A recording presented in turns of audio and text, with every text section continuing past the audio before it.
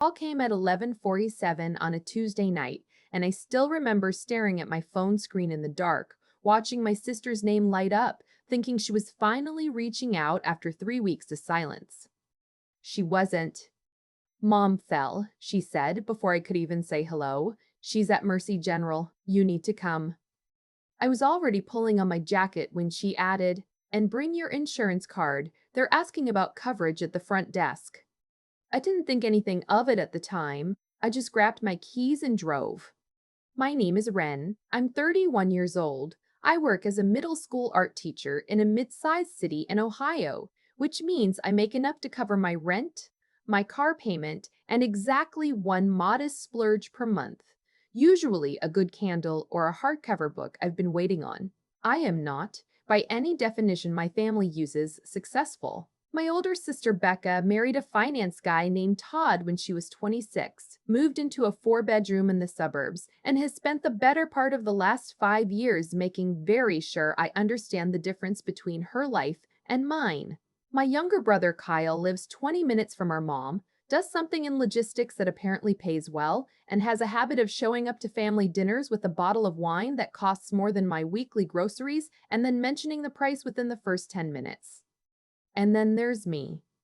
I drove 40 minutes to the hospital that night with my hazards on because it was sleeting and the roads were icing over. I walked in to find my mom in a curtained bay with a compression wrap on her ankle, looking more irritated than injured, and Becca sitting in the one plastic chair scrolling through her phone. She slipped on the back porch, Becca said without looking up. They think it's just a sprain. We've been waiting an hour. Is she okay? I looked at my mom. My mom looked at me with the particular expression she reserves for when I've asked something she finds obvious. I'm fine, she said. It's a sprain. I sat on the edge of the gurney and held her hand anyway. She let me, which is the closest she gets to affectionate when other people are around. We waited another 2 hours. Kyle showed up 40 minutes in, texted the whole time he was there, and left before the discharge papers came through because he had an early morning. Becca left shortly after, saying Todd needed her home. I stayed. I drove my mom back to her house, helped her up the porch steps, the same one she'd slipped on, which had a broken lip I'd mentioned twice before, and got her settled on the couch with ice and ibuprofen and a glass of water and the remote in reach. She fell asleep while I was still there. I locked up and drove home in the sleet. I did not think this made me special. That's just what you do. What I didn't know that night, what I didn't know for another 6 weeks, was that 3 days before my mom's fall, I had won $1.9 million in the Ohio Classic Lottery. I hadn't checked the ticket yet. I know how that sounds, but I buy a scratch ticket, maybe once every 2 or 3 months, usually at the gas station on Maple when I fill up my tank. Usually when the sign out front is advertising some rollover jackpot, I have absolutely no expectation of winning. I bought this one on the Thursday afternoon and tucked it into the zip pocket of my tote bag, where it sat under a granola bar wrapper and a dried-out marker until a Sunday afternoon, 6 weeks later, when I was cleaning out the bag and found it. I scratched it on my kitchen table with a penny I found in the junk drawer. I scratched it 3 times because I thought I was reading it wrong. Then I sat very still for a long time. The Ohio Lottery has a claims process. You don't just walk into a gas station with a $1.9 million ticket. I took photos of both sides of the ticket, sealed it in an envelope, and put it in the fireproof box in my closet where I keep my passport and birth certificate. Then I called the lottery claims line the next morning and started the process of figuring out what came next. I want to be honest about why I didn't tell anyone. It wasn't strategy at first. It wasn't some calculated plan. It was more that I sat with this enormous secret for 48 hours, and every time I thought about picking up the phone and calling Becca or Kyle or my mom, something in my chest went very quiet and still, like my body already knew something my brain hadn't finished processing yet. Because here's the thing about being the struggling one in a family like mine. You develop a kind of radar. You learn to read the room, the slight shift in someone's voice when money comes up, the way your brother mentions your salary when he's trying to win an argument, the way your sister phrases things as suggestions but means them as corrections. You know exactly where you stand in the family hierarchy, and you know it because you've been reminded of it, gently and not so gently, for years. And I needed to know before I told anyone, before the dynamic shifted, before everything changed. I needed to know who they actually were. So I waited. I had the winnings deposited into a new account I opened specifically for that purpose. After taxes, the lump sum came out to just under $1.3 million. I kept living exactly the same life. I still packed my lunch. I still drove my 2016 Civic. I still Venmoed my half of the dinner bill when Becca and I got together, which happened less and less. And I watched. The test, when it came, wasn't something I planned. It happened because of a real situation, because real situations kept happening, and I was tired of pretending not to notice how everyone responded to them. In March, my car needed a new transmission. The repair estimate was $2,800. I had the money sitting in my new account and could have covered it in 30 seconds, but I was also genuinely curious. I mentioned it to my family in the group chat, not asking for anything, just saying I was dealing with a car situation and it was a lot to handle. Kyle sent a thumbs up emoji. Becca replied, "Ugh, car stuff is the worst," and then sent a TikTok about a restaurant she wanted to try. My mom said, "Can you put it on a credit card?" I said I wasn't sure, that my limit was pretty low. She said, "You really should work on your credit." And then there was silence. Now I want to be careful here. I'm not saying any of them were obligated to offer me money. They weren't. What I'm saying is that none of them asked if I was okay. None of them said, "Do you need help? Do you need us to figure something out together? Is there anything we can do?" The conversation died in 12 minutes. They moved on. 2 days later, I got a text from my sister-in-law, Priya. Priya is married to my mom's youngest brother, technically my aunt by marriage, but we're close enough in age, 34 to my 31, that we've always just been more like cousins or friends. She lives 40 minutes away in the opposite direction from most of my family. We don't see each other at every holiday, sometimes not even every year.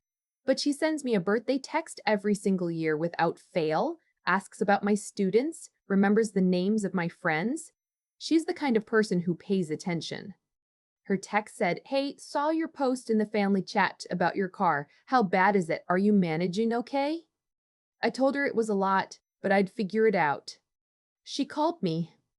We talked for 45 minutes. She asked real questions, not just about the car, but about how I was doing, whether I'd been stressed, how my job was going, whether I was sleeping. Toward the end of the call, she said quietly, "I have some money set aside from freelance work. It's not a lot, maybe 400, but if it would help while you're waiting on the repair, I want you to have it. No pressure, no timeline on paying it back." I said no. I told her I'd figured out a plan, which was true. I had already decided I'd pay for the repair from the lottery account and just move on. But I sat with that call for a long time afterward. Priya didn't have a lot of money either. She did bookkeeping for small businesses, worked from home, was careful about every dollar.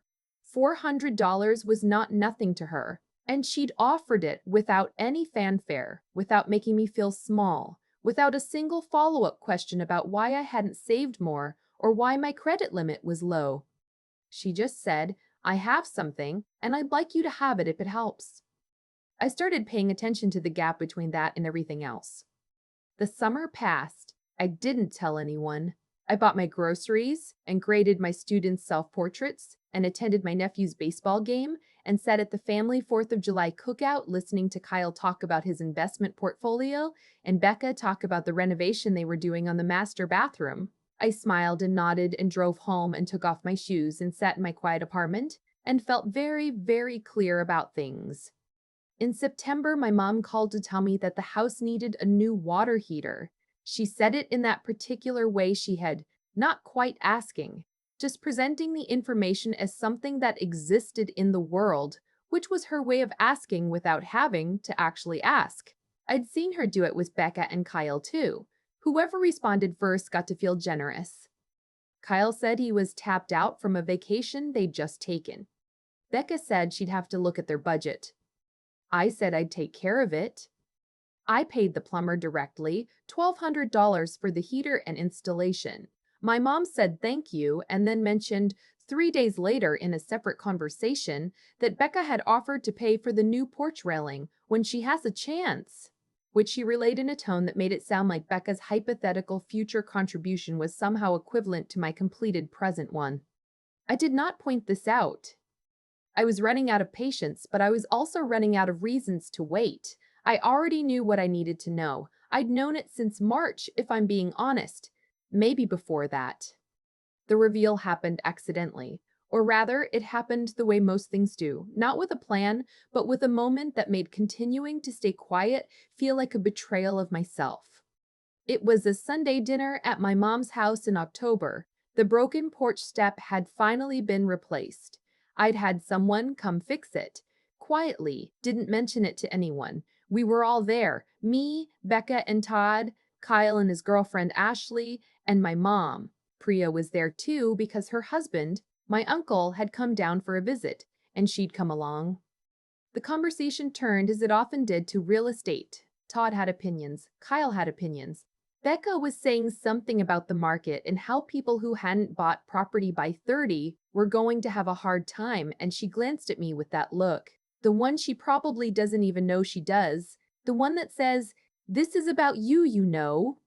And I don't know what happened. Something in me just settled. I said, I'd actually been looking at some properties. Becca looked at me. Really? It wasn't a question. Yeah. I kept my voice even. I've been thinking about buying instead of renting. I've had some money come in. What money? Kyle asked. I told them. I didn't make it dramatic. I didn't build up to it. I just said that I'd won a lottery payout in January, that I'd taken some time to process it and get the finances sorted out, and that I'd been living off my regular income this whole time while I figured out what to do with it. The room went very quiet. My mom said, "How much?" I told her. Becca put down her fork. I watched the thing I'd been watching for years happen in real time, right there at the dinner table, the recalibration. The way the air changed. I could see Becca doing the math in her head. The water heater, the porch step, the car repair I hadn't asked for help with. I could see Kyle trying to figure out how this fit into a version of the story where I was still the one who needed to be managed. My mom said, "I wish you told us sooner." I said gently, "I needed some time." Nobody asked why. Nobody said, "I'm so happy for you." The first thing Todd said after a beat was that I should talk to a financial advisor, that there were a lot of people out there who would try to take advantage. It was good advice, technically, but it was also the first thing he said. Priya caught my eye from across the table. She gave me a small smile, the kind that means I see you, and then quietly asked if I wanted the last of the green beans. That was the moment I knew I'd been right to wait. The weeks after that dinner were something I'm still processing. Becca called the next morning, and she was warm in a way she hadn't been in years, asking questions, interested, laughing easily. I could feel the effort in it. I wasn't cold to her. I loved my sister, but I also couldn't pretend I didn't notice. Kyle texted me a gift that said money bags with the laughing emoji, then 2 days later asked if I'd thought about diversifying and mentioned an opportunity a guy from his firm was involved in. I said I was already working with someone, which was true. My mom called 3 times in 2 weeks. Once just to talk, which was unusual. Once to mention that the kitchen faucet was leaking. Once to ask if I'd had a chance to think about whether I was in a position to help with her property taxes this year. The property taxes were $3,400. I paid them because she's my mom, but I paid them the way I do everything now, with full awareness of the math, of who asked and who didn't, of what things cost and who's keeping count. What surprised me most wasn't any of this. I'd expected this on some level. What surprised me was Priya. The week after the dinner, she texted me. Just, "Hey, how are you doing?" That seemed like a lot. I called her and we talked for 2 hours. I told her things I hadn't said out loud about the test I'd run in my head, about the March car repair, about what I'd noticed over the years. She listened. She didn't tell me I was wrong or that I was being too hard on my family. She also didn't pile on. She just listened, and at the end, she said, "You know what you know, you don't have to explain it." I said, "I want to do something for you." She started to deflect, the way she always does when someone tries to give her something. I said, "Priya, you offered me $400 when you had $400. I want to help you with something real. Let me." She was quiet for a second. Then she said, "My car is shot. I've been driving it on borrowed time for 2 years. I just keep putting it off." I went with her to the dealership the following Saturday. I paid for a used 2022 Camry in full. Not flashy, just solid and reliable. The kind of car that starts every morning and doesn't scare you on the highway. She cried in the parking lot, and I did too, a little, which surprised me. She said, "You didn't have to do this." I said, "I know. That's exactly why I wanted to." It's funny, the things that become clear when money stops being the scarce thing. I thought the hard part would be managing the finances, the accounts, the tax implications, the decisions about what to do with it. And that part was hard in its own way. But the harder thing was figuring out how to hold what I now knew about my family, how to love them without going back to the version of things where I pretended not to see clearly. I bought a house in November, a 1960s brick ranch on a quiet street with a big kitchen and a yard that's mostly overgrown, which I have plans for. I have the back bedroom set up as a studio. Real light, real space, a drafting table I've wanted for years. I still teach. I love teaching. I'm not going anywhere. Becca came to see the house the first weekend after I moved in. She was generous with her compliments, and I could feel her trying, genuinely trying, and I tried too. We are sisters. That doesn't go away. But we were also standing in my kitchen, and I could see her noticing things, the size of the yard, the bones of the place, the light in the afternoon, and recalculating the way people do when the story they had about you turns out to be wrong. I made us coffee, and we sat at my kitchen table and talked for a while about real things, and it was okay. Not the same as it was before. Something has shifted, settled into a different shape. But okay. Priya came 2 weeks later with her husband and a bag of groceries, and we made a huge mess of my kitchen trying to cook something new, and I laughed harder than I had in months. I think about that Sunday night in January a lot. The sleet on the windshield, my mom half asleep on the couch, the lottery ticket in the zip pocket of my tote bag, already worth $1.9 million, waiting for me to find it. I didn't know then what I know now. I didn't know how much I'd been shrinking myself to fit a version of my family's story that had never really been true. I didn't know how much I'd needed the quiet months, the watching, the slow and steady accumulation of information about who shows up and who doesn't, and what they say when they do. I'm not angry. I want to be clear about that. I'm not walking around with a list of grievances or a plan for making anyone pay. My brother is still my brother. My sister is still my sister. My mom is still my mom. But I know now what I knew in my bones on all those nights I drove home alone to the dark. The people who will give you their last $400 when they have nothing are not always the ones who share your last name. Sometimes they're the ones who show up quietly, ask the right questions, and remember your birthday without being reminded. Priya just texted me this morning. She said her car started on the first try in 30-degree weather, and she wanted me to know. I'm sitting in my kitchen, in my house, with coffee going and light coming in through the window over the sink, and I thought, this is what it feels like when the right things finally land in the right hands. I hope she knows she helped make this possible too. I keep thinking about that penny I used to scratch the ticket. It was just sitting in my junk drawer, the way ordinary things do before they become part of a story you'll tell for the rest of your life. But the money wasn't the thing that changed me. I want to be honest about that because I think it's the part that actually matters. What changed me was the car repair in March, the group chat, the thumbs up emoji, the way 12 minutes of silence can teach you more about the people in your life than 12 years of holidays and obligatory dinners. I've been running a kind of slow, quiet experiment for years without realizing it, watching who asked follow-up questions and who didn't, who remembered and who forgot, who showed up and who sent a gift. The money just gave me the stillness to finally look at the results clearly.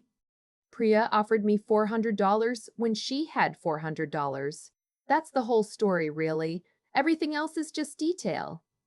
There's something I've come to believe about the way life actually works, and it has nothing to do with luck or timing. It has to do with character.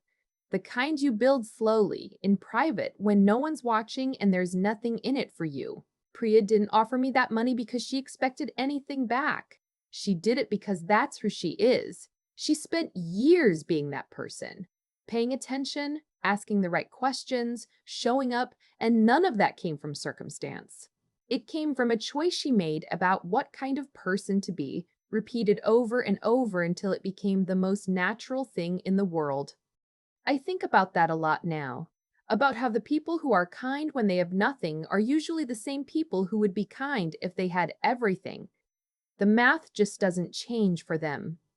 And I think about what I almost missed, how easy it would have been to tell my family right away, to let the money dissolve into the existing dynamic, to keep playing the role I'd been assigned, the struggling one, the one who needed managing, just with a little more padding. How I might have spent the next decade being tolerated by people who'd adjusted their version of me upward, never quite sure if any of it was real. The months of watching cost me nothing except patience. What they gave me was clarity I couldn't have bought. I didn't set out to test anyone. I set out to survive my own confusion about why I kept shrinking, why I kept making myself smaller to make other people comfortable, why I kept paying for things and asking for nothing, and calling that love. The money just stopped the noise long enough for me to hear what I already knew. That's what I mean when I say it changed everything. Not the house, not the car I helped Priya buy, not the account balance. The change was understanding, finally, that showing up for people consistently, without fanfare, without keeping score, is not a small thing. It is the whole thing. It is the only currency that doesn't lose value, the only investment that always returns something real. Ren taught me that you can spend years being underestimated and still walk out of it whole if you hold on to what you know is true. Priya taught me that generosity practiced in scarcity is the most honest form of character there is. And the penny in the junk drawer taught me that the ordinary moments are almost never ordinary. I hope they know, both of them,